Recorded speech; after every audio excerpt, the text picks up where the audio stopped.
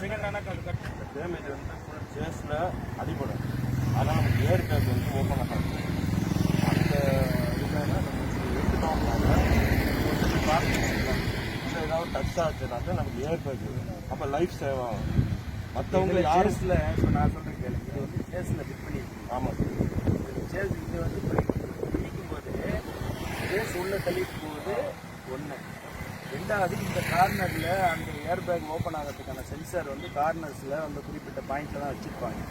அப்போ அந்த பாயிண்டில் வந்து அந்த பார் இருக்கிறதுனால அந்த பாயிண்ட் ஹிட் ஆகாது. அந்த பாயிண்டில் ஹிட் ஆனால் தான் ஏர் பேக் ஓப்பன் ஆகும். பாயிண்டில் ஹிட் ஆனால் தான் ஏர் பேக் ஓப்பன் ஆகும்.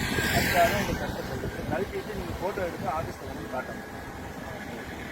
அது நல்ல டிபார்ட்மெண்ட் நம்ம புதுக்கோட்டை ஆர்டிஓ எந்த டிபார்ட்மெண்ட்டில் ஆர்டிஓ நானே தானே இருப்பேன். சரி, நாளைக்கு உங்கள் ட்ராவலை நாங்கள் கழட்டி